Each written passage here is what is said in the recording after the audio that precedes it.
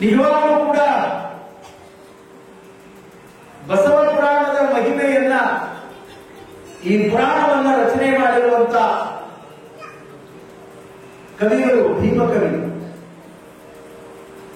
ಇದು ಎಷ್ಟು ಮಹತ್ವದ ಪುರಾಣ ಅಂದ್ರೆ ನಿನ್ನೆ ಒಂದು ಮಾತನ್ನ ಹೇಳಿದ್ದೆ ನಾನು. ಬಹುಶಃ ಇವತ್ತು ಬಹಳ ಜನ ನೀವೆಲ್ಲ ಹೊಸಬರು ಬಂದೀರಿ, ನಿಮಗೂ ಆ ಮಾತು ತಿಳಿಯಲಿ ಅಂತ ಹೇಳ್ತೀನಿ. ನಮ್ಮ ಕನ್ನಡ ನಾಡಿನ ಇತಿಹಾಸದಲ್ಲಿ ಶಿಶುನಾಳದ ಶರೀಫ ಸಾಹೇಬರು ಬಹಳ ಅದ್ಭುತವಾಗಿರುವಂತಹ ತತ್ವಗೀತೆಗಳನ್ನ ನಮ್ಮ ನಾಡಿಗೆ ನೀಡಿದವು. ಶಿಶುನಾಳ ಶರೀಫರು ಎಷ್ಟು ಚಲೋ ಒಂದು ಮಾತು ಹೇಳಿದ್ರು ಅಂದ್ರೆ, ಎಲ್ಲ ಪುರಾಣಗಳು ನನ್ನ ಬೆನ್ನ ಮೇಲೆ, ಬಸವ ಪುರಾಣ ನನ್ನ ತಲೆಯ ಮೇಲೆ ಅನ್ನುವಂತಹ ಮಾತನ್ನ ಶಿಶುನಾಳದ ಶರೀಫ ಸಾಹೇಬರು ಹೇಳ್ತಾರೆ. ಏನಿರಬಹುದು ಇದ್ರೊಳಗ? ಹೇಳಿದವರು ದಂಡ್ರೆಲ್ಲ ಬಹಳ ದೊಡ್ಡವು. ಶಿಶುನಾಳ ಶರೀಫ ಶಿವಯೋಗಿ ಶರೀಫ ಸಾಹೇಬ ಕನ್ನಡ ನಾಡಿನ ಇತಿಹಾಸದೊಳಗ ಬಹಳ ದೊಡ್ಡ ಲೀಲೆಯನ್ನ ಮಾಡಿ ಹುಬ್ಬಳ್ಳಿ ಸಿದ್ಧಾರೂಢರ ಜೊತೆಯಲ್ಲಿ, ಗರಗದ ಪರಿವಾಳಪ್ಪನವರ ಜೊತೆಯಲ್ಲಿ, ನವಲಗುಂದದ ನಾಗಲಿಂಗರ ಜೊತೆಯಲ್ಲಿ ಅನಂತವಾದ ಲೀಲೆಗಳನ್ನ ಮಾಡಿ ಎಷ್ಟು ದೊಡ್ಡ ಸಾಧಕನಾಗಿ ಹೋದ ಅಂದ್ರೆ, ಇವತ್ತು ಶಿಶುನಾಳಕ್ಕೆ ನೀವು ಹೋದ್ರ ಗುರುಗಳ ಮತ್ತು ಶರೀಫರ ಎರಡೂ ಮೂರ್ತಿಗಳನ್ನ ಮಾಡಿ ಗದ್ದಿಗೆ ಮೇಲೆ ಕೂಡಿಸ್ಯಾರ.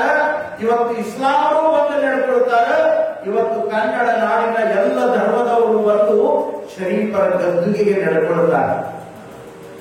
ಯಾಕಂದ್ರೆ ಆ ಪುಣ್ಯಾತ್ಮ ಕನ್ನಡ ನಾಡಿನೊಳಗ ಸಮಾನತೆಯ ತತ್ವವನ್ನು ಕೊಡ್ತಾರೆ. ಎಲ್ಲರೂ ಒಂದಾಗಿ ಚೆಂದಾಗಿ ಬಾಳುವಂತ ಜೀವನದ ಕಲೆಯನ್ನ ತತ್ವಗೀತೆಗಳಲ್ಲಿ ಹಾಡಿ ಹಾಡಿ ನಾವೆಲ್ಲ ತಿಳಿಸಿ ಹೋದ ಅಂತ ಮಹಾನುಭಾವ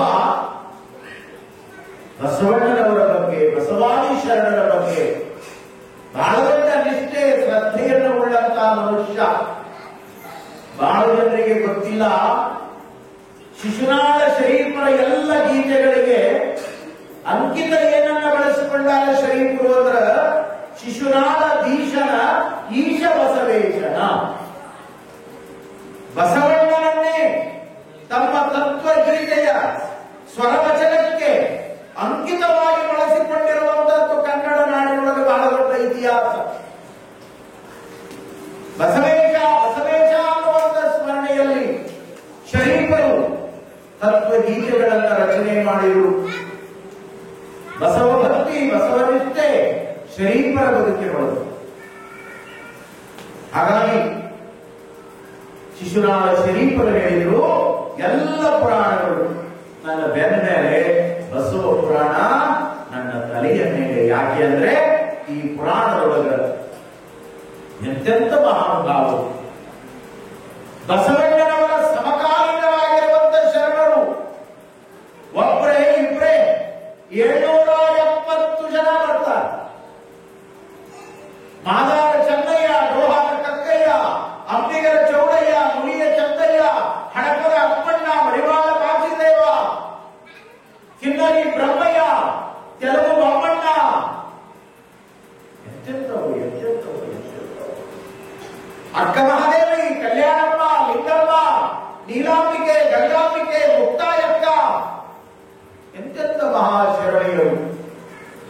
ಒಂದೇ ಕಾಲದೊಳಗ ಕಲ್ಯಾಣದಲ್ಲಿ ಎಲ್ಲರೂ ಕೂಡಿ ಇತಿಹಾಸವನ್ನು ನಿರ್ಮಾಣ ಮಾಡಿರುವಂತ ಸಮಗ್ರ ಇತಿಹಾಸದ ಒಂದು ಭಕ್ತಿಯ ಮಹಾಪುರಾಣ ಇವತ್ತು ಕನ್ನಡ ನಾಡಿನ ಇತಿಹಾಸದೊಳಗ ಅದು ಯಾವುದಾದ್ರೂ ಇದೆ ಅಂದ್ರೆ ಅದು ಬಸವ ಮಹಾಪುರಾಣ, ಬಸವ ಮಹಾಪುರಾಣ. ಅದಕ್ಕಾಗಿ ಬಲ್ಲವ ಹೇಳಿದ್ರು, ಎಲ್ಲಾ ಪುರಾಣಗಳ ರಾಜ ಯಾರು ಅಂದ್ರೆ ಬಸವ ಪುರಾಣ. ನೋಡ್ರಿ, ವ್ಯಾಸರು ಅಂತ ಆಗಿ ಹೋದ್ರು ನಮ್ಮ ಭಾರತ ದೇಶದೊಳಗೆ. ಅವರು 18 ಪುರಾಣಗಳನ್ನು ಬರೆದ್ರು. ಅದು ಪುರಾಣದ ಕಾಲ. 18 ಪುರಾಣಗಳನ್ನು ಬರೆದು ಅಂದಿನಿಂದ ಪುರಾಣದ ಪರಂಪರೆ ನಮ್ಮ ಭಾರತ ದೇಶದೊಳಗೆ ಆರಂಭ ಆಯಿತು.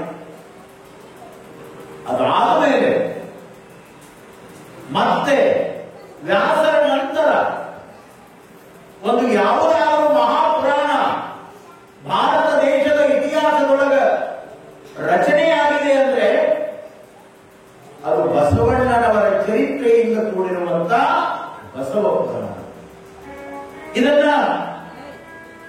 1995ರಲ್ಲಿ ಪ್ರಪ್ರಥಮ ಬಾರಿಗೆ ತೆಲುಗು ಭಾಷೆಯಲ್ಲಿ ಪಾಲ್ಕುರಿಟಿ ಸೋಮನಾಥಾರಾಧ್ಯರು ಅನ್ನುವಂತ ಪುಣ್ಯಾತ್ಮರು ಬಸವ ಪುರಾಣವು ಅನ್ನುವಂತ ಹೆಸರಿನ ಮೂಲಕ ಬಸವ ಪುರಾಣವನ್ನು ರಚನೆ ಮಾಡಿದ್ರು.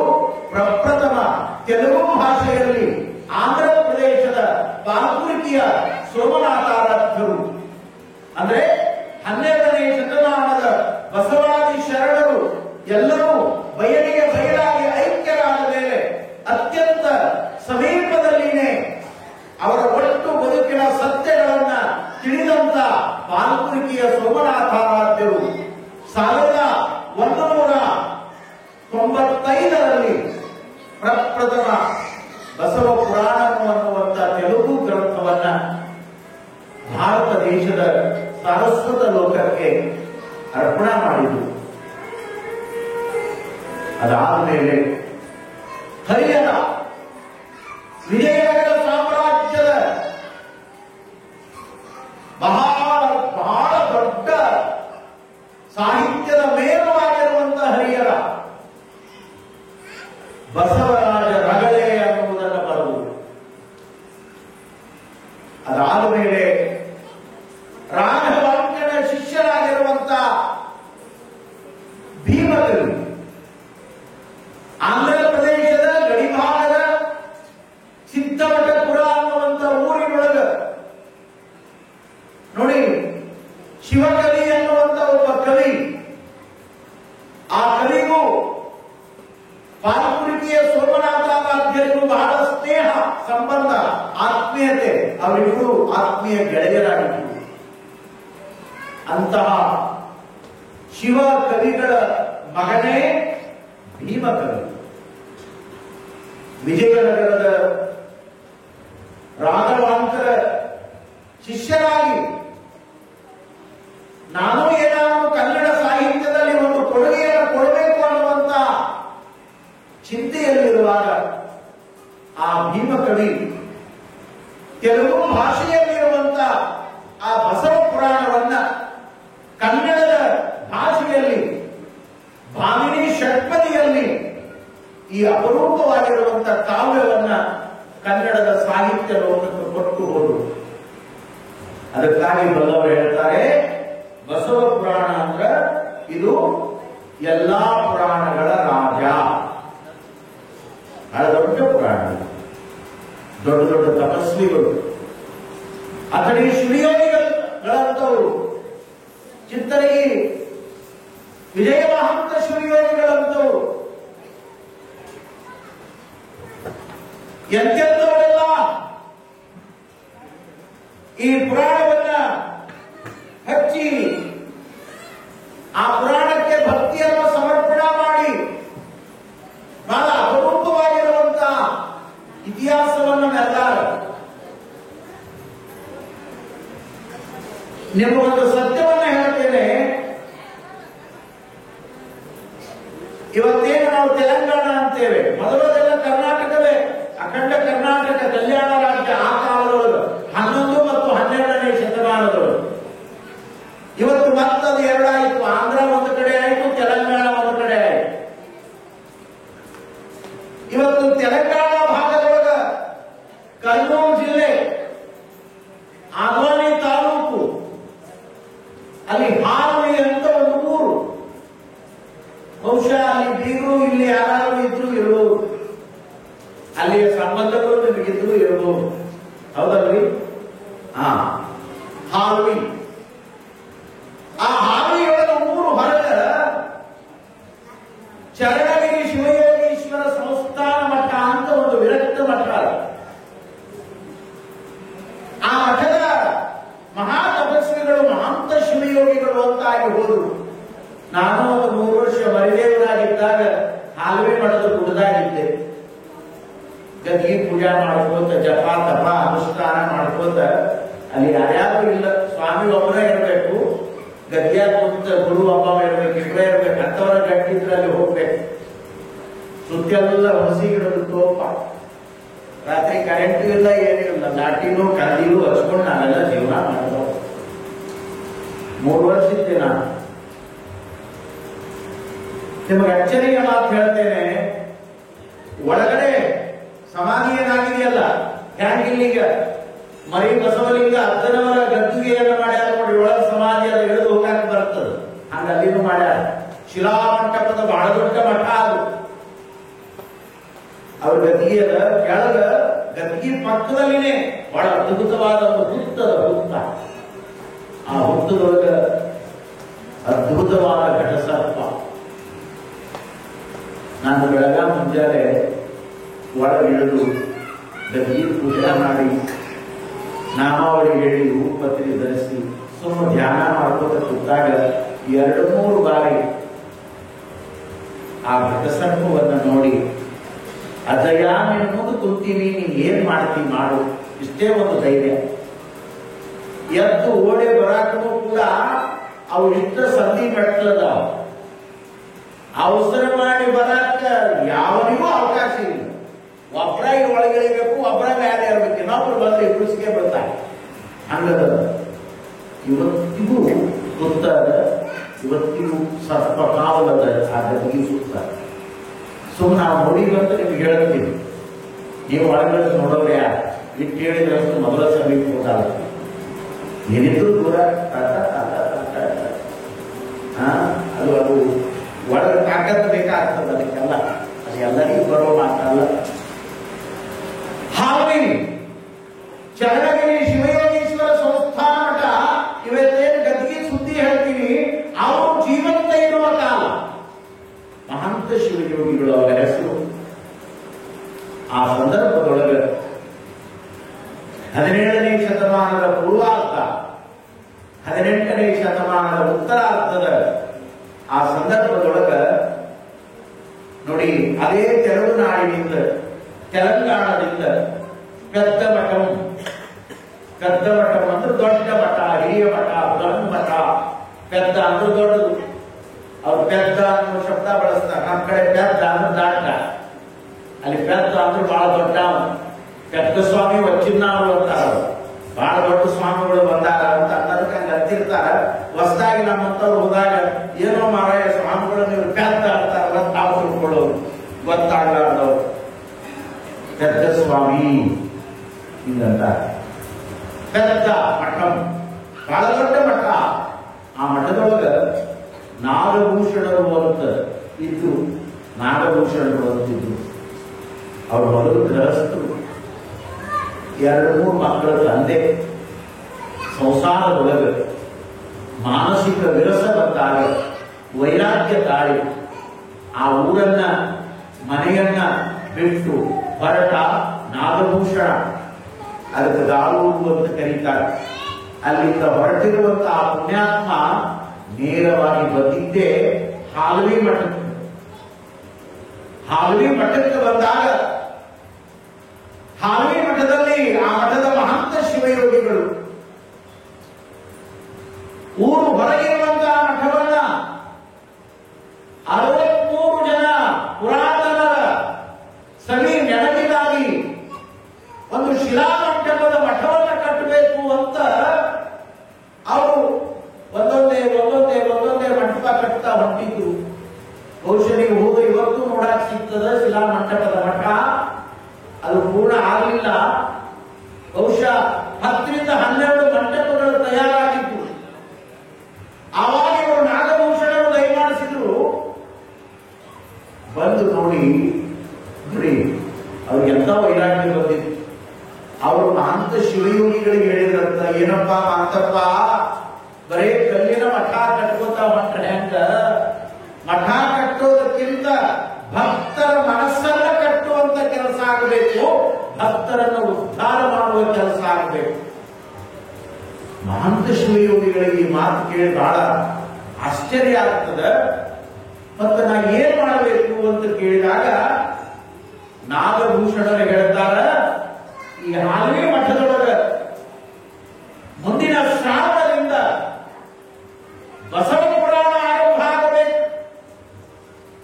ಮೊದಲು ಬಸವ ಪುರಾಣವನ್ನು ನಾವೇ ಹೇಳ್ತೀವಿ ಅಂತ ತಿಳ್ಕೊಂಡು ಮುಂದೆ ಬರುವ ಶ್ರಾವಣಕ್ಕೆ ಸ್ವತಃ ನಾಗಭೂಷಣರೇ ಬಸವ ಪುರಾಣವನ್ನು ಹೇಳಕ್ ಶುರು ಮಾಡಿದ್ರು. ಆ ನಾಗಭೂಷಣರು ಬೇರೆ ಯಾರೂ ಅಲ್ಲ, ನಮ್ಮ ರಾಯಚೂರು ಜಿಲ್ಲೆಗೆ ಬಂದು ನಮ್ಮ ಲಿಂಗಸ್ಕೂರು ತಾಲೂಕಿನೊಳಗ ನೆಲೆನಿಂತು ಕೊನೆಗೆ ತಮ್ಮ ಸಮಾಧಿಯನ್ನು ಮಾಡಿಸಿಕೊಂಡಿರುವಂತ ಸಂತೇಜಲ್ಲೂರಿನ ಘನವಟ ಶಿವಯೋಗಿಗಳೇ ಆ ನಾಗಭೂಷಣ ಶಿವಯೋಗಿಗಳು. ಅವರನ್ನ ವೈರಾಗ್ಯ ಚಕ್ರವರ್ತಿ ಅಂತ ಕರೀತಾರ. ಈ ವೈರಾಗ್ಯ ಚಕ್ರವರ್ತಿ ಅನ್ನುವಂತ ಬಿರುದನ್ನ ಕೊಟ್ಟವರು ಚಿತ್ತರಗಿ ಇಳಕಲ್ಲು ಸಂಸ್ಥಾನ ಮಠದ ಮಹಾತಪಸ್ವಿಗಳಾಗಿರುವಂತ ಶಿವಯೋಗ ಮಂದಿರಕ್ಕೆ ಸ್ಥಳ ನಿರ್ದೇಶನವನ್ನ ಮಾಡಿ ಹಾಗೆಲ್ಲ ಗುರುಕುಮಾರ ಮಹಾಶಿವಯೋಗಿಗಳಿಗೆ ಆ ಸ್ಥಾನದ ದಿಗ್ದರ್ಶನವನ್ನು ಮಾಡಿರುವಂತ ಚಿತ್ತರಗಿ ವಿಜಯಮಹಂತ ಶಿವಯೋಗಿಗಳು ಈ ಬಿರುದನ್ನ ಅವರಿಗೆ ಕೊಟ್ಟಾರ, ವೈರಾಗ್ಯ ಚಕ್ರವರ್ತಿ.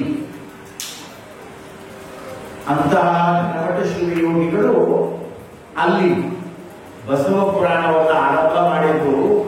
ನಿಮಗ ಅಚ್ಚರಿಯ ಮಾತು ಹೇಳ್ತೀನಿ, ಸುಮ್ಮನೆ ನೆನಪಿಟ್ಟುಕೊಳ್ಳಿ. ಜೀವನದೊಳಗೆ ಹಿಂಗೂ ಬಸವ ಪುರಾಣ ನಡೆದದೇನು ಅನ್ನೋದು ನಿಮ್ಗೆ ಗೊತ್ತಾಗ್ತದೆ. ಎಷ್ಟು ದಿನ ನಡಿಬೇಕು ಹೇಳಿ? ತಿಂಗಳಲ್ಲ, 2 ತಿಂಗಳಲ್ಲ, 3 ತಿಂಗಳಲ್ಲ, 4 ತಿಂಗಳಲ್ಲ, ವರ್ಷ ಅಲ್ಲ, 2 ವರ್ಷ ಅಲ್ಲ.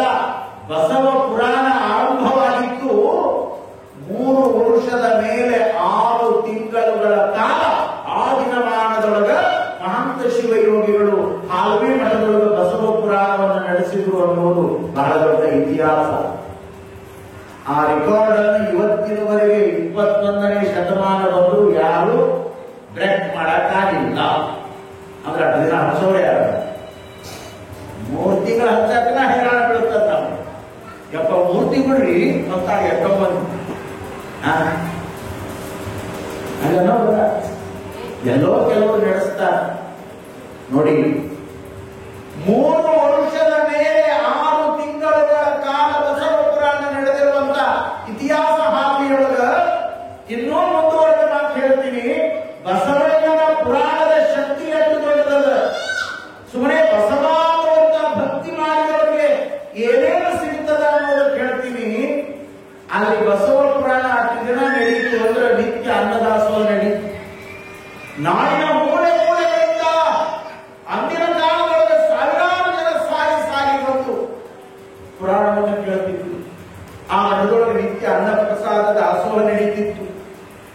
ಬಸವ ಪುರಾಣದ ಮಹಾಮಂಗಲೋತ್ಸವಕ್ಕೆ ನಾಡಿನ ಬೇರೆ ಬೇರೆ ಭಾಗಗಳಿಂದ ಪರಮ ಪೂಜ್ಯರೆಲ್ಲ ದಯಮಾಡಿಸುತ್ತಾರೆ, ಭಕ್ತಾದಿಗಳೆಲ್ಲ ಬರ್ತಾರೆ, ಸಾಮೂಹಿಕ ಮದುವೆಗಳು ನಡೀತಾರೆ.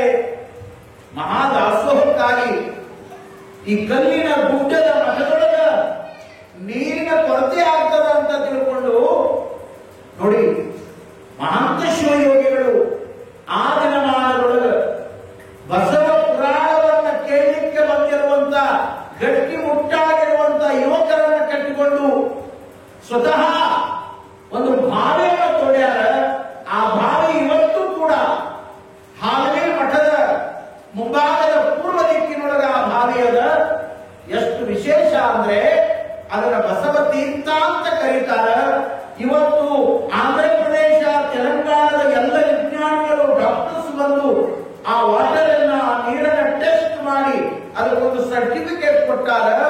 ಈ ನೀರನ್ನ ಕುಡಿದ್ರೆ ಎಷ್ಟೋ ರೋಗಗಳು ಪರಿಹಾರ ಆಗ್ತಾವ ಅನ್ನೋದು ಇವತ್ತು ಕೂಡ ಆ ಮಠಗಳು ನಡೆದರು. ಇವತ್ತು ಪ್ರೆಸೆಂಟ್ ನೋಡಿ ಬಸವ ಪುರಾಣದ ಮಹಿಮೆಯ ಪ್ರತೀತಿಯಾಗಿ ಇವತ್ತು ಬಸವ ತೀರ್ಥ. ನಿನ್ನೆ ಒಡಬಳ್ಳಾರಿ ಅಪ್ಪ ಅವರು ಎಷ್ಟು ಚಂದ ಒಂದು ಮಾತು ಹೇಳಿದ್ರು. ಮಳೆ ಬಂದದ ಅಂದ್ರ ಅದು ಪಾದೋದಕ ಆಗ್ತದೆ. ಈ ತತ್ವ ಬಲ್ಲವರಿಗೆ ಗೊತ್ತಾಗ್ತದೆ, ಎಲ್ಲರಿಗೂ ಗೊತ್ತಾಗಲ್ಲ. ನಮಗೆಲ್ಲರ ಪಾದೋದಕ ಅನಿಸದೆ ನೀರು ಅನಿಸೇ ಇಲ್ಲ. ಯಾಕೆ ಅನಿಸಿಲ್ಲ ಅಂದ್ರೆ ನೀರಿನ ಕಿಮ್ಮತ್ತ ನಮಗೆ ಗೊತ್ತಿಲ್ಲ. ನೀರಿನ ಕಿಮ್ಮತ್ತ ಬಹಳ ಮಂದಿಗೆ ಗೊತ್ತಿಲ್ಲ. ಇವತ್ತು ವಿಜ್ಞಾನ ಎಷ್ಟು ಜಗತ್ತಿನೊಳಗೆ ಬೆಳೆದದ, ಒಂದು ಮಾತು ನಿಮಗೆ ಹೇಳ್ತೀನಿ, ಇಷ್ಟು ವಿಜ್ಞಾನ ಬೆಳೆದಂದ್ರೂ ಕೂಡ ಏನೆಲ್ಲ ಇವತ್ತು ತಂತ್ರಜ್ಞಾನದ ಮೂಲಕ ಕಂಡುಹಿಡಿತಾ ಇದ್ದಾರ. ಎಂತೆಂತ ಸಂಶೋಧಕರು ವಿಜ್ಞಾನಿಗಳದಾರ. ಇವತ್ತು ಇಸ್ರೋದಂತ ಒಂದು ದೊಡ್ಡ ಸಂಸ್ಥೆಯನ್ನ ಕಟ್ಟ್ಯಾರ. ಇವತ್ತು ಚಂದ್ರಲೋಕಕ್ಕೆ ಹೋಗ್ತಾ ಇದ್ದಾರ, ಮುಂದೆ ಮಂಗಳಲೋಕಕ್ಕೆ ಹೋಗುವವರದಾರ. ಈ ಭೂಗರ್ಭವನ್ನೇ ಸಂಶೋಧನೆ ಮಾಡಲಿಕ್ಕೆ ಹೊರಟಾರ, ಏನೆಲ್ಲ ಮಾಡ್ತಾ ಇದ್ದಾರೆ. ಆದ್ರೆ ವಿಜ್ಞಾನಕ್ಕೊಂದು ಭಗವಂತನ ಸವಾಲು ಏನು ಅಂದ್ರೆ, ವಿಜ್ಞಾನ ಎಲ್ಲದನ್ನೂ ತಯಾರು ಮಾಡಬಹುದು, ಆದ್ರೆ ಒಂದು ಹನಿ ನೀರನ್ನ ಸೃಷ್ಟಿ ಮಾಡಕ ವಿಜ್ಞಾನಕ್ಕಾಗೋದಿಲ್ಲ. ಒನ್ ಡ್ರಾಪ್ ವಾಟರ್, ಒಂದು ಹನಿ ನೀರು ಯಾವ ವಿಜ್ಞಾನ ತಯಾರು ಮಾಡ್ತದ? ಭಗವಂತ ಸುರಿಸಬೇಕು, ಹಳ್ಳ ಕೊಳ್ಳ ಬಾವಿ ತುಂಬಬೇಕು, ಬೋರ್ವೆಲ್ ನೀರು ಬರಬೇಕು, ಅಂದ್ರೆ ನಮಗೆ ನೀರೇ ವಿನಃ ಎಲ್ಲಿ ವಿಜ್ಞಾನದಾಗ ನೀರು ಸಿಗ್ತದಂದ್ರೆ ಸಿಗೋದಿಲ್ಲ. ವಿಜ್ಞಾನಿಗಳು ಅವ ನೀರ ಕುಡಿತಾರೆ, ಇನ್ನು ಅವ್ರ ನೀರೊಂದು ಬೇರೆ ಅಂತೀರಿ, ಹಂಗೇನಿಲ್ಲ. ಸತ್ಯವನ್ನು ತಿಳ್ಕೋಬೇಕು. ಭಗವಂತನ ಸೃಷ್ಟಿಯ ಅದ್ಭುತ ಒಂದು ಹನಿ ನೀರನ್ನ ಸೃಷ್ಟಿ ಮಾಡಕ್ಕಾಗಲ್ಲ. ಅದಕ್ಕಾಗಿ ನಮ್ಮ ಶರಣರು ನೋಡಿ, ನಮ್ಮ ಲಿಂಗಾಯತ ವೀರಶೈವ ಧರ್ಮದೊಳಗ ಅಷ್ಟಾವರಣದೊಳಗ ನೀರಿಗೆ ಗೌರವ ಸಿಗಬೇಕು, ನೀರು ಸದ್ಬಳಕೆಯಾಗಬೇಕು, ನೀರಿನ ದುರುಪಯೋಗ ಆಗಬಾರದು ಅಂತ ತಿಳ್ಕೊಂಡೆ ಪಾದೋದಕ ಅನ್ನುವಂತ ತತ್ವವನ್ನು ಕೊಟ್ಟಾರ. ಹ್ಯಾಂಗ ಗುರುಗಳ ಪಾದ ಪೂಜಾ ಮಾಡಿ ಅವರು ಕೊಟ್ಟ ಪಾದೋದಕವನ್ನ ಲಿಂಗದ ಮೇಲೆ ಗುರುಪಾದೋದಕ, ಲಿಂಗ ಪಾದೋದಕ, ಜಂಡಮ ಪಾದೋದಕ ಅಂತ 3 ಸಲ ಹೇಳಲು ಗುರುಗಳು ಹೇಳ್ತಾರ. ಒಂದು ಹನಿ ಚೆಲ್ಲಬಾರದು, ಅದರ ಭಕ್ತಿಯಿಂದ ಕುಡೀರಿ ಅಂತಾರಲ್ಲ. ಯಾಕೆ ಹೇಳಿದ್ರು ಅಂದ್ರೆ ಬರೀ ಅಷ್ಟೇ ಪಾದೋದಕ ಅಲ್ಲ, ಪ್ರತಿ ಹನಿ ನೀರು ಕೂಡ ಭಗವಂತ ಕೊಟ್ಟ ಪಾದೋದಕ, ವೇಸ್ಟ್ ಮಾಡಬಾರದು, ಕೆಡಿಸಬಾರದು. ಒಂದು ಕಾಲ ಇಂಥ ಕಾಲ ಬರ್ತದ, ಬಹುಶಃ ನಾವು ನೀವು ಅವಾಗ ಇರಂಗಿಲ್ಲ. ಮುಂದೆ ಬರಬರ್ತ ಈ ಜಗತ್ತಿನೊಳಗ ನೀರಿನ ಸಮಸ್ಯೆ ಬಂತು ಅಂದ್ರ ನೀರಿಗಾಗಿ ಬಿಕ್ಕಿ ಬಿಕ್ಕಿ ಸಾಯುವ ಕಾಲ ಬರ್ತದ. ನೀರಿನ ಬೆಲೆನೇ ಗೊತ್ತಾಗಲ್ಲ ನಮಗೆ. ನಾ ಹೇಳ್ತೇನಲ್ಲ, ಅದ್ರೊಳಗೆ ನಮ್ಮ ಜಿಲ್ಲಾ ಬಹಳ ಮಜಾನ ಇರ್ತದೆ.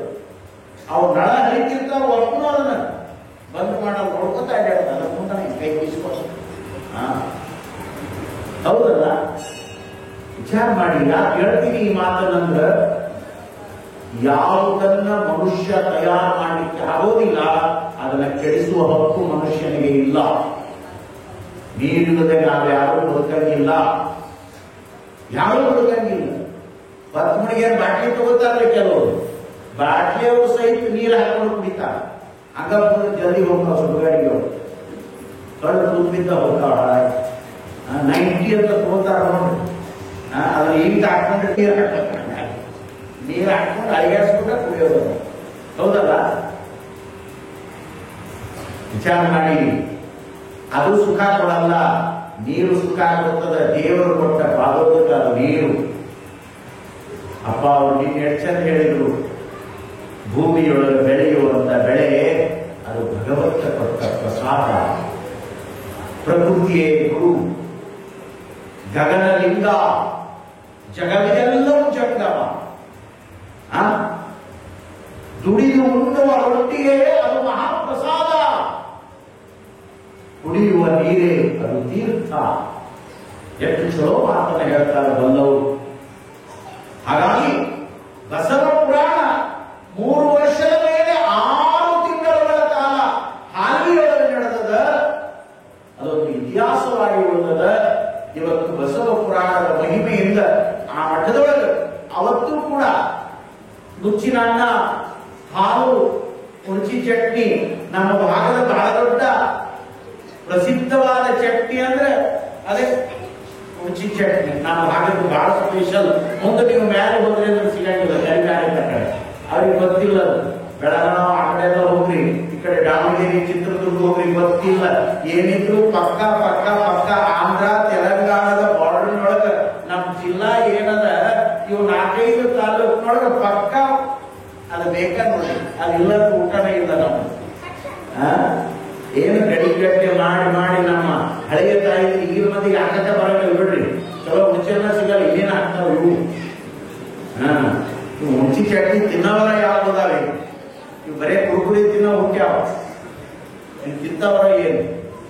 ಹುಣಸಿ ಚಟ್ನಿ ಎಷ್ಟು ಅಪರೂಪದ ಊಟ.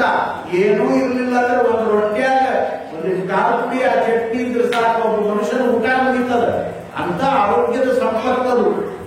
ಈಗ ಡಾಕ್ಟರ್ ಹೇಳ್ತಾರ ದಿನ ಹುಣಸಿ ಚಟ್ನಿ ತಿನ್ನಿ, ಆರೋಗ್ಯ ಚಲೋ ಇರ್ತದ, ಪಾಚಕ ಚಲೋ ಆಗ್ತದ, ಪಿತ್ತ ಪ್ರಕೃತಿ ದೂರ ಆಗ್ತದ. ಈಗ ಅವ್ರು ಹೇಳಾಕತ್ತಾರೆ. ಈಗ ನಮ್ಮಲ್ಲಿ ಎಲ್ಲೆಲ್ಲ ಊಟ ಕಟ್ಟ ಗೂಗಲ್ನಾಗ ಸಿಗ್ತದೆ, ಏನಾದ್ರು ಗಡಿಯಾಗ ಸಿಗ್ತದೆ. ಗಡಿಗೆಯಲ್ಲಿ ಉಳ್ದ ಗಡಿಗಿನ ಇಲ್ಲ ಅಲ್ರಿ. ಮೊದಲೆಲ್ಲರ ಮನೆಯಾಗ ಮಣ್ಣಿನ ಗಡಿಯಾಗ ಹುಣಸಿ ಚಟ್ನಿ, ಏನು ಜ್ವಾಳದ ಉತ್ಸ, ಮಜ್ಜಿಗೆ, ಮಕ್ಕಳು ಒಂದಿಟ್ಟು ಗಂಗಾಳ ಕಚ್ಕೊಂಡು ಹೊಡೆದ್ರೆ ಉಂಡವರು ಏನು ಅವ್ರ ಸುಖ, ಏನು ಆನಂದ. ಈಗಿನ ಮಂದಿಗೆ ಉಣ್ಣೋದು ಗೊತ್ತಿಲ್ಲ, ತಿನ್ನೋದು ಗೊತ್ತಿಲ್ಲ, ಬದುಕೋದು ಗೊತ್ತಿಲ್ಲ. ಒಟ್ಟು ರಾಕ್ ರಾಕ್ ರಾಕ್ ಅಂತಾವ, ಮುಂದೆ ಕಾಪಿಯಾಗಿ ಉಣ್ತಾವ. ಅವ್ ಮಳೆಗಾಲದಾಗ ಆಗ್ತಾವ ನೋಡ್ರಿ.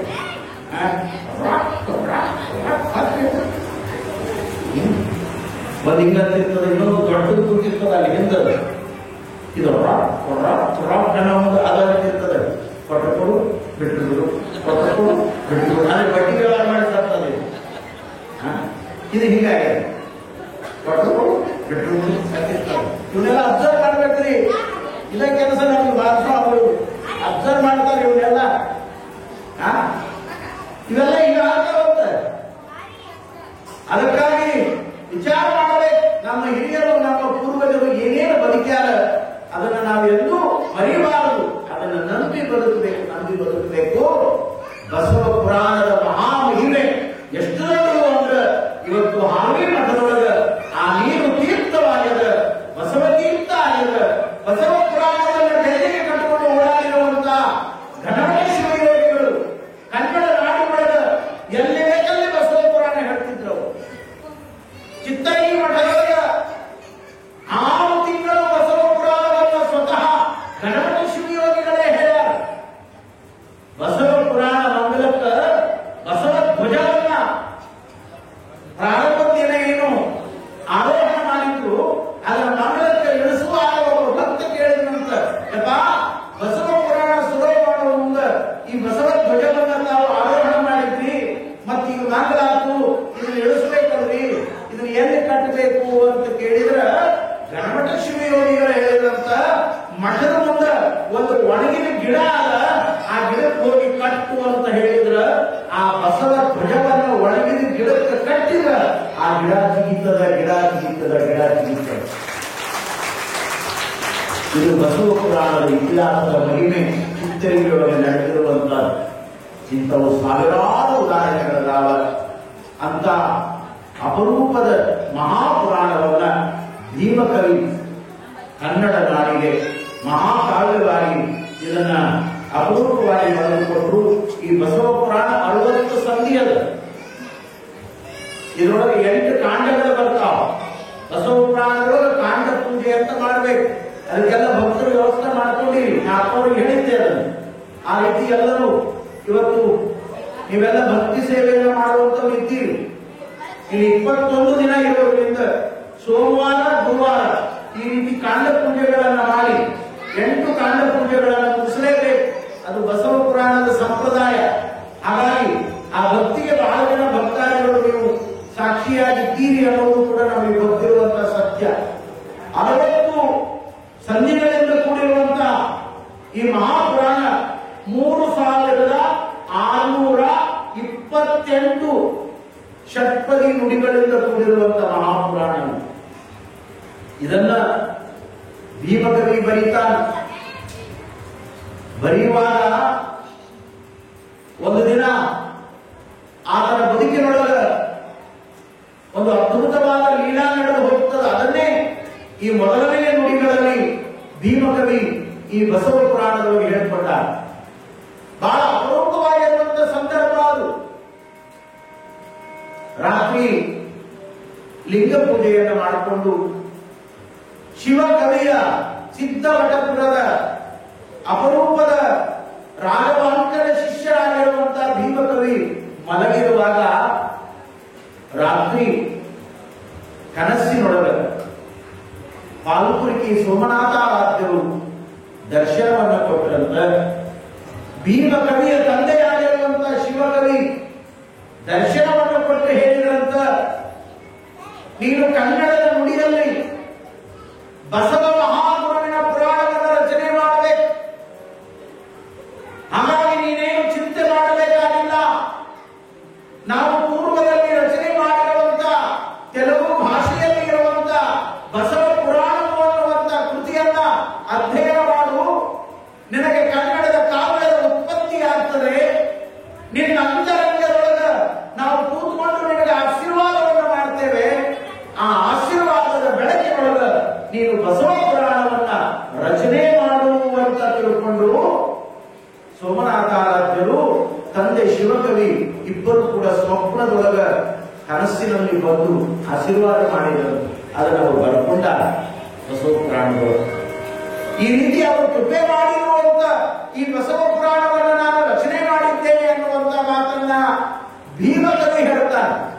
ಸೊ ನೆನಪಿರಲಿ, ನಿಮ್ಗೆ ತಿಳಿಯಾಗಿರಲ್ಲ, ಎಲ್ಲದೂ ನೆನಪಿಟ್ಕೊಳ್ಳಕ್ಕಾಗಲ್ಲ. ಬಸವ ಪುರಾಣ ಕನ್ನಡದೊಳಗೆ ಬರೆದವರು ಯಾರು ಸುಮ್ಮನೆ ನೆನಪು ಮಾಡಿಕೊಳ್ಳಿ. ಭೀಮಕವಿ ಅಂತ ಇದ್ದ ಬರ್ದಾನ, ಇದು ತೆರೆಯಾಗಿದ್ರೆ ಸಾಕು. ನೋಡಿ, ಸ್ವಪ್ನದಲ್ಲಿ ಹೇಳಿದ ಮಾತು ಅದು ನಿಜವಾಗ್ಲೂ ಸತ್ಯ. ಯಾಕಂದ್ರೆ ಒಂದೊಂದು ಮಾತು ಸತ್ಯ ಆಗ್ತ. ಒಬ್ಬ ಮಲಗಿದಾಗ ರಾತ್ರಿ ಮಧ್ಯರಾತ್ರಿಯೊಳಗೆ ಸ್ವತಃ ಅವರ ಸ್ವಪ್ನದೊಳಗೆ ದೇವರೇ ಬಂದ, ಹೇಳು ಎದ್ದೇಳು, ಏನೋ ಜೀವನದೊಳಗ ಬರೇ ಮಲಗೋದ ಮಾಡಿದ್ರೆ ಹೆಂಗ? ಒಂದು ದಿನ ಕಾಯಿ ಮಲಗೋದ ಅದರ ಜೀವನದೊಳಗೆ ಹೇಳಾದಂಗ. ಆದ್ರೆ ಎಷ್ಟು ಮಲಗಬೇಕು ಅಷ್ಟೇ ಮಲಗಬೇಕು. ಏನು ಎದ್ದೇಳು, ಎಚ್ಚರಗೊಳ್ಳು. ದೇವರು ಹೇಳಿದ ಇವ ಎದ್ದು ಕೂತಾಗ ದೇವರ ಅರ್ಪಣೆ ಮಾಡಿದ. ನೋಡು, ನೀನು ಮಲಗಿದ ಈ ಸ್ಥಳದಿಂದ ಪೂರ್ವ ದಿಕ್ಕಿನಲ್ಲಿ ಇರುವಂತ ಈ ಬಾಗಿಲಿನಿಂದ ನೀನು ಪೂರ್ವಕ ಮುಖ ಮಾಡಿ ನಡೀತಾ ನಡೀತಾ ನಡೀತಾ ಹೋಗಬೇಕು. ಮುಂದೆ 30 ಕಿಲೋಮೀಟರ್ ದೂರದೊಳಗ ಒಂದು ಅಪರೂಪವಾಗಿರುವಂತ ಆಶ್ರಮ ಸಿಗ್ತದ. ಆ ಆಶ್ರಮದೊಳಗ ಪರಮ ಜ್ಞಾನಿಗಳಾಗಿರುವಂತ ಒಬ್ಬ ಮಹಾತಪಸ್ವಿ ಗುರುಗಳಿದ್ದಾರ. ಅವರ ದರ್ಶನ ಆಗ್ತದ. ಅವರ ದರ್ಶನ ಆದಾಗ ನೀನು ಕೈ ಮುಗಿದು ಬೇಡಬೇಕು. ಏನು ಬೇಡಬೇಕು ಅಂದ್ರ ಅವರ ಬಳಿಯಲ್ಲಿ ಬೆಲೆಬಾಳುವಂತ ಒಂದು ಪುರುಷದ ಮಣಿ ಅದ. ಅಪ್ಪ, ಆ ಪುರುಷದ ಮಣಿ ನನಗೆ ಬೇಕು ಅಂತ ನೀ ಬೇಡು, ಅವರು ನಿನಗೆ ಕೊಡ್ತಾರ. ಆ ಪುರುಷದ ಮಣಿ ಸಿಕ್ಕರೆ ನಿನ್ನ ಜೀವನವೇ ಉದ್ಧಾರ ಆಗ್ತದೆ. ಯಾಕೆಂದ್ರ ಪುರುಷದ ಮಣಿಯನ್ನ ಕಬ್ಬಿಣಕ್ಕೆ ಮುಗಿಸಿದ್ರ ಕಬ್ಬಿಣವು ಕೂಡ ಬಂಗಾರ ಆಗ್ತದೆ. ನೀನು ಬಯಸಿದ್ದನ್ನು ಕೊಡುವಂತ ಅಪರೂಪದ ಪುರುಷದ ಮಣಿಯರು. ಇವಾಗ ಆಶ್ಚರ್ಯ ಆಯಿತು. ಇಂಥ ಕನಸು ಕಂಡಾನ. ಕನಸು ಕಂಡು ಎಚ್ಚೆತ್ತು ಕೂತಾಗ ಏನೂ ಇಲ್ಲ, ಕತ್ತಲೆ ಕತ್ತಲೆ ಕತ್ತಲೆ. ಬೆಳಗಾಯಿತು. ಕನಸಿನೊಳಗೆ ದೇವರ ಬಗ್ಗೆ ಹೇಳಂದ್ರ ಈ ಮಾತು ಸತ್ಯವೇ ಇರಬೇಕು ಅಂತ ನಂಬಿ ಎದ್ದ, ಸ್ನಾನ ಮಾಡಿದ, ದೇವರ ಧ್ಯಾನ ಮಾಡಿದ, ಪೂರ್ವ ದಿಕ್ಕಿನೊಳಗೆ ಹೊರಟ. ಸ್ವಪ್ನದಲ್ಲಿ ದೇವರು ಹೇಳಿದ 30 ಕಿಲೋಮೀಟರ್ ದೂರದ ಮೇಲೆ ಒಂದು ಆಶ್ರಮ. ಆ ಆಶ್ರಮದೊಳಗೆ ಮಹಾತಪಸ್ವಿಗಳಿರ್ತಾರೆ. ಸಾಗಿ ಸಾಗಿ ಸಾಗಿ ನಡೆದು ನಡೆದು ನಡೆದು 4 ದಿನಗಳ ಕಾಲ ಸಾಗಿ ಬಂದ ಮೇಲೆ ನಿಜವಾಗ್ಲೂ 30 ಕಿಲೋಮೀಟರ್ ದೂರದೊಳಗ ಒಂದು ಆಶ್ರಮ ಇತ್ತು. ಅಲ್ಲೊಬ್ಬ ಪರಮ ಶಿವಯೋಗಿಗಳು, ಮಹಾತಪಸ್ವಿಗಳು ಕೂತಿದ್ರು. ಅವರ ಬಳಿಗೆ ಬಂದು ಕನಸನ್ನ ಕಂಡಿರುವಂತ ಈ ವ್ಯಕ್ತಿ ದೀರ್ಘದಂಡ ನಮಸ್ಕಾರ ಮಾಡಿದ. ಯಾರು ನೀನು ಅಂತ ತಪಸ್ವಿಗಳು ಕೇಳಿದ್ರು. ಆವಾಗ ಈ ಮನುಷ್ಯ ಹೇಳ್ತಾನೆ, ನಾನು ಇಂಥ ಊರವನು. ನಾನು ಕನಸನ್ನ ಕಂಡೆ. ಕನಸಿನಲ್ಲಿ ದೇವರು ನನಗೆ ಮಾರ್ಗದರ್ಶನ ಮಾಡಿದ. ಆಶ್ರಮದಲ್ಲಿ ನೀವು ಇರ್ತೀರಿ ಅನ್ನುವಂತ ಮಾತನ್ನ ಹೇಳಿದ. ನಿಮ್ಮ ದರ್ಶನ ಮಾಡಿಕೊಂಡ್ರೆ ನನಗೆ ಪುರುಷದ ಮಣಿ ಸಿಗ್ತದಂತ ಭಗವಂತ ಹೇಳ್ಯಾನ. ಅದಕ್ಕಾಗಿ ನಾನು ಬಂದೀನಿ. ಮಹಾತಪಸ್ವಿಗಳು ಹೇಳ್ತಾರೆ, ನಿನಗೆ ಪುರುಷರ ಮಣಿ ಬೇಕೇನಪ್ಪ? ಹೌದು, ನನಗೆ ಪುರುಷರ ಮಣಿ ಬೇಕು. ಹಾಗಿದ್ರೆ ಇಲ್ಲಿಂದ ಇನ್ನೂ 3 ಕಿಲೋಮೀಟರ್ ಮುಂದೆ ಹೋಗು. ಅಲ್ಲೊಂದು ದೊಡ್ಡ ಆಲದ ಮರ ಅದ. ಆ ಆಲದ ಮರದ ಕೆಳಗೆ ಆ ಪುರುಷರ ಮಣಿ ಬಿದ್ದದ, ಅದನ್ನು ತಗೋ ಹೋಗು ಅಂತ ಮಹಾತಪಸ್ವಿಗಳು ಹೇಳಿದ್ರು. ಇವ ಲಘು ಬಗೆಯಿಂದ ಅವಸರದಿಂದ ಸರಸರನೆ ನಡೆದು ಬಂದ. 3 ಕಿಲೋಮೀಟರ್ ಮೇಲೆ ಆಲದ ಮರ. ಆ ತಪಸ್ವಿಗಳು ಹೇಳಿದಂತೆ ಆಲದ ಮರದ ಕೆಳಗೆ ಪುರುಷನ ಮಣಿ ತಳಕಳ ಅಂತ ಹೊಳೆಯುತ್ತಿತ್ತು. ಆ ಹೊಳೆಯುವ ಮಣಿಯನ್ನು ನೋಡಿದ, ಅದರ ಮುಂದೆ ಕೂತ್ಕೊಂಡ. ನೋಡಿ, ಅವನಿಗೆ ಎಂಥ ಜ್ಞಾನೋದಯ ಆಯಿತು ಅಂದ್ರೆ, ಇಷ್ಟು ಬೆಲೆ ಬಾಳುವಂತ ಪುರುಷನ ಮಣಿ ಕಬ್ಬಿಣಕ್ಕೆ ಮುಟ್ಟಿಸಿದರೆ ಕಬ್ಬಿಣವು ಕೂಡ ಬಂಗಾರ ಆಗುವಂತದ್ದು. ಇಂಥ ಸಂಪತ್ತಿನ ಪುರುಷನ ಮಣಿಯನ್ನ, ಇಷ್ಟು ಶಕ್ತಿ ಇರುವಂತ ಈ ಕಿಮ್ಮತ್ತಿನ ಮಣಿಯನ್ನ ಈ ಗಿಡದ ಕೆಳಗ ಬಿದ್ದದ ಅಂತ ತಿಳ್ಕೊಂಡು, ಇದು ಬಯಲಾಗಿ ಖುಲ್ಲಾ ಜಾಗದೊಳಗ ಬಿದ್ದಿರೋದನ್ನ ತಿಳ್ಕೊಂಡಿದ್ರು ಕೂಡ ಆ ಜ್ಞಾನಿ ಇದರ ಮೇಲೆ ಆಸೆ ಪಡಲಾರ್ದಂಗ ಒಬ್ಬನೇ ಅಲ್ಲಿ ಕುಂತಾನಂದ್ರ ಅವನ ಹತ್ರ ಇನ್ನೊಂದು ಬೇರೆ ಮಣಿ ಇರಬೇಕು ಅಂತ ಇವ ವಿಚಾರ ಮಾಡಿದ. ಅವನ ಮಣಿಯಲ್ಲಿ ಇನ್ನೊಂದು ಮಣಿ ಇರಬೇಕಲ್ಲ, ಯಾರು ಬಿಡ್ತಾರೆ? ಪುರುಷನ ಮಣಿ ಸಿಗ್ತದಂತ ಸುಮ್ಮಿಂತಲ್ಲ ಈಗಂತ ಅಪ್ಪಿ ತಪ್ಪಿ ನಾಳೆ ನಾಳೆ ಹೇಳಿದ್ರೆ ನಮ್ಮ ಮಂದಿ ರಾತ್ರಿ ಹೋಗಿ ಬರೋದಕ್ಕೆಲ್ಲ ಸಿಗುತ್ತಂದ್ರೆ ಸಾಕು. ಅದು ಪುಕ್ಕಟ್ಟೆ ಸಿಗುತ್ತಂದ್ರೆ ಇನ್ನೂ ಬಹಳ ಚಲೋ. ಹೊಗೆ ಬಿಡ್ತಾರೆ ನಮ್ಮ ಮಂದಿ, ಸಿಕ್ಕಲ್ಲ ಹೋಗ್ತಾರೆ. ಹೋಗ್ತಾರೆ ನೋಡಿ, ದೇವ್ರ ಕೆಳಗೆ ನಿಧಿ ಐತೆ ಅಂತ ಹೇಳಿ ದೇವರನ್ನ ತೆಗೆದು ಹೊರಗೋಗಿ ಹುಡುಕ್ತಾವ. ಏನ್ ನಿಧಿ ಸಿಕ್ಕದು, ಏನ್ ಸಾವುಕಾರ ಆಗ್ಯಾರೋ, ಅದನ್ನ ತಗೊಂಡವ ಎಲ್ಲಿ ಅದಾನೋ ಯಾವೂ ಗೊತ್ತು. ಬರೇ ಸುದ್ದಿನ ಸುದ್ದಿ.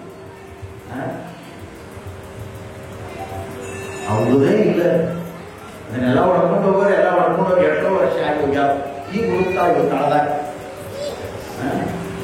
ನಿಮ್ಮೊಳಗ ಒಂದು ನಿಧಿ ಅದ, ಅದನ್ನು ಹುಡುಕಬೇಕು.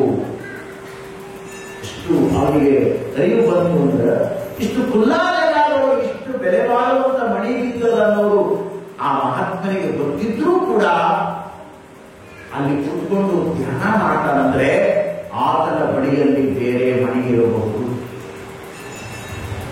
ವಿಚಾರ ಮಾಡಿ ಆ ಪುರುಷನ ಮಣಿಯನ್ನು ಮುಟ್ಲಿಲ್ಲ, ಅದನ್ನಲ್ಲೇ ಬಿಟ್ಟು ತಿರುಗಿ ಬಂದ.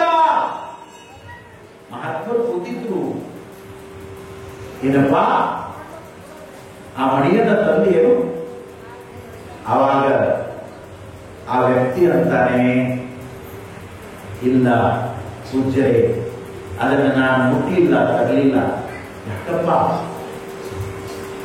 ನಿಮ್ಮಂತವರೇ ಅದು ಇಲ್ಲಿದೆ ಅನ್ನೋದು ಗೊತ್ತಿದ್ರು ಕೂಡ ಅದರ ಬಗ್ಗೆ ನಿರ್ಲಕ್ಷ್ಯ ವಹಿಸಿ ಖುಲ್ಲಾ ಜಗದೊಳಗೆ ಬಿಟ್ಟಿರಿ ಅಂದ ಮೇಲೆ ಅದಕ್ಕಿಂತ ವಿಶೇಷವಾಗಿರುವಂತ ರತ್ನ ನಿಮ್ಮ ಬಳಿ ಇರಬಹುದಲ್ಲ ಅಂತ ಪ್ರಶ್ನೆ ಮಾಡಿದ. ಆವಾಗ ಮಹಾತ್ಮರು ನಡೀತಾರೆ, ಹೌದಪ್ಪ, ಅದಕ್ಕೂ ಬೆಲೆ ಬಾಳುವಂತ ರತ್ನ ನನ್ನ ಬಳಿಯಲ್ಲಿದೆ ಅಂದಾಗ ಅವ ಎದುರಿಗೆ ಕೂತ್ಕೊಂಡು ಕೇಳಿದಂತ, ಏನು ಮುಚ್ಚಿಟ್ಕೊಂಡಿರಲ್ಲ, ಕೊಡೋದಿದ್ರ ಅದೇ ರತ್ನವನ್ನ ನನಗೆ ಕೊಡ್ರಿ ಅಂತ ಕೇಳಿದಂತ. ಆವಾಗ ಮಹಾತಪಸ್ವಿಗಳಂತಾರೆ, ಆ ರತ್ನ ಕಣ್ಣಿಗೆ ಕಾಣುವುದಿಲ್ಲ, ಆದರೆ ಆ ರತ್ನಕ್ಕೆ ಈ ಜಗತ್ತಿನೊಳಗೆ ಯಾರಿಗೂ ಬೆಲೆ ಕಟ್ಟಲಿಕ್ಕೆ ಆಗುವುದಿಲ್ಲ. ಅದು ಯಾರೊಳಗೆ ಇರ್ತದೆ ಅವರ ಬದುಕೆ ಪುರುಷ ಆಗಿರುತ್ತದೆ, ಅವರ ಬದುಕೆ ಶ್ರೀಮಂತಿಕೆಯ ಬದುಕಾಗುತ್ತದೆ, ಅವರ ಬದುಕೆ ಆನಂದದ ಬದುಕಾಗುತ್ತದೆ. ಎಲ್ಲಾ ಸಂಪತ್ತು ಎದುರಿಗೆ ಬಿದ್ದಿದ್ರೂ ಕೂಡ ಆ ಸಂಪತ್ತಿನ ಮುಂದೆ ಕೂತಿರುವಂತ ಮನುಷ್ಯನೊಳಗೆ ಸಂತೋಷ, ಖುಷಿ, ಉಲ್ಲಾಸ, ಸಮಾಧಾನ ಇರಲಿಲ್ಲ ಅಂದ್ರೆ ಆ ಸಂಪತ್ತು ತಗೊಂಡು ಏನು ಮಾಡೋದು?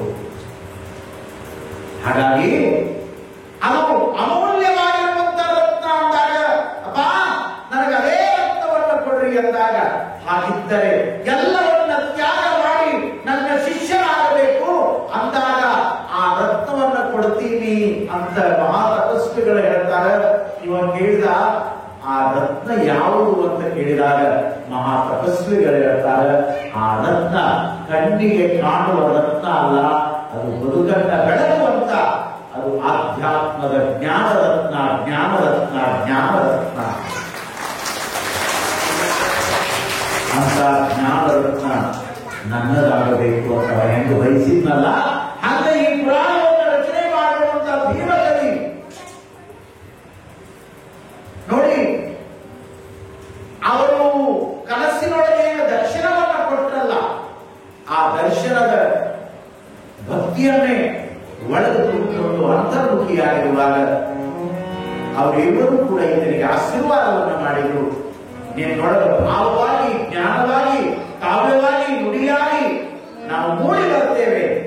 ನೀನು 60 ಸಂಧಿಗಳ ಭಾಮಿನಿ ಷಟ್ಪದಿಯ ಬಸವ ಮಹಾಪುರಾಣವನ್ನ ರಚನೆ ಮಾಡುವಂತ ತಿಳ್ಕೊಂಡು ಪಾಲ್ಕುರ್ಕಿಯ ಸೋಮನಾಥಾರಾಧ್ಯರು ತಂದೆಯಾಗಿರುವಂತ ಶಿವಕವಿ ಅಪ್ಪಣೆಯನ್ನ ಮಾಡಿದ ಮೇಲೆ ಕನ್ನಡದೊಳಗ ಪ್ರಪ್ರಥಮ ಬಾರಿಗೆ ಭೀಮಕವಿ ಈ ಬಸವ ಪುರಾಣವನ್ನ ರಚನೆ ಮಾಡಿದರು. ಈ ಬಸವ ಪುರಾಣದ ಮಹಿಮೆಯನ್ನ ಕುರಿತಾಗಿ 2 ನುಡಿಗಳಲ್ಲಿ ಬಹಳ ಚಂದ ಬರೆದಾರೆ. ಆ ನುಡಿಗಳನ್ನು ಓದುತ್ತಾ ನಾವು ಮುಂದಿನ ಚರಿತ್ರೆಯತ್ತ ಭಕ್ತಿಯಿಂದ ಸಾಗೋಣ.